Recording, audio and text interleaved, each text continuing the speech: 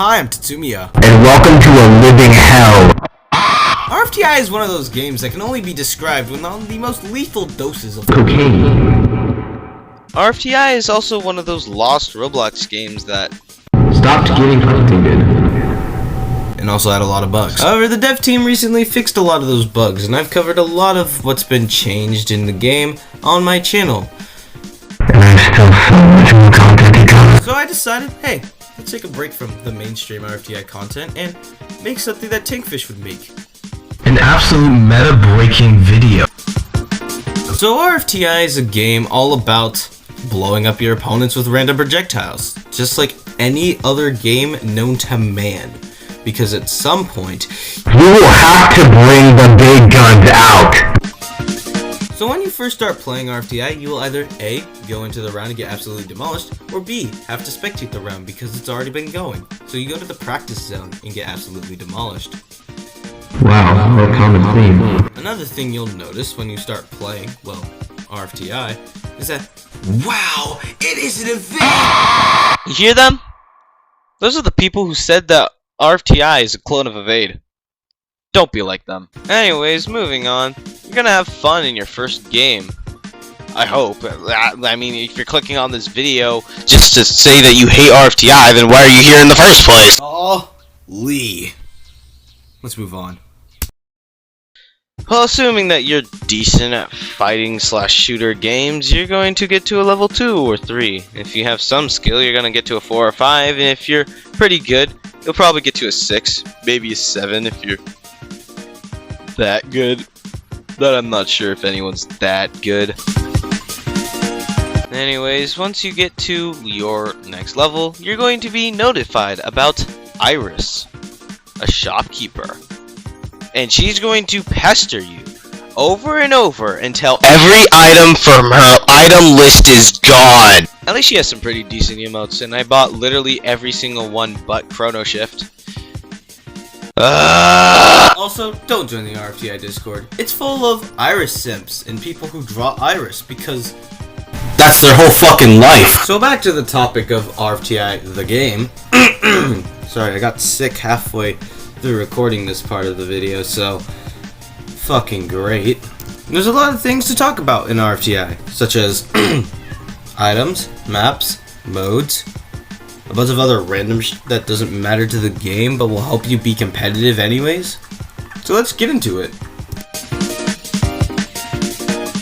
For items, there's a lot to go over. There's a lot of pros and cons to every item in the game, and every item has its own implementation that helps different kits but not so much other kits. Let's explain.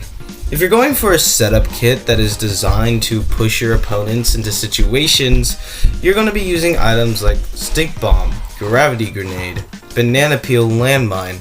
Those are going to be very common in setup kit. Okay, so you get my point. But moving on to ranged kits, what are you going to be using? Fireworks, snowball, water balloon, spear. A lot of the ranged element tools that are good to keep your opponents at a range. Assuming that you know how to do it. So what about the more meta kit, which is essentially all big damage and good points? Well, there's a lot to choose from actually, because everything got recently balance patched. So either it's good at damage but bad at points, or bad at damage but good at points. Let's take a look at banana peel. It sucks, but it gives you 12k points for killing someone. Holy shit. So ultimately, rfti is not a game about finding a meta, but more or less finding a balance that fits you. Something that allows you to not only destroy your opponents, but also top that leaderboard. It's going to take a lot of experimentation. Good luck. There's not much to say about maps and modes because they're, well, maps and modes.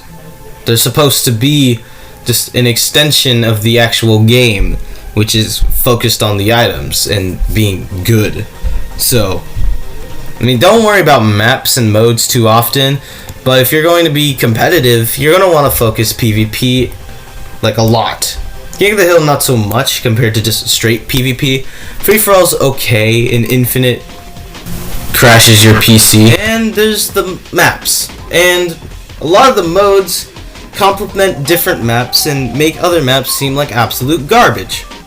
Let's put an example. Recoil. Well, I mean, that already sucks. Hold on. Quarry. Or Quarry. I'd say Quarry, but you can say Quarry as well. I like this map, but it's huge and has an open area. Let's talk about King of the Hill. What the fuck? Okay, so King of the Hill doesn't seem to work on Quarry. Let's talk about King of the Hill on a different map. Let's go Pitfalls.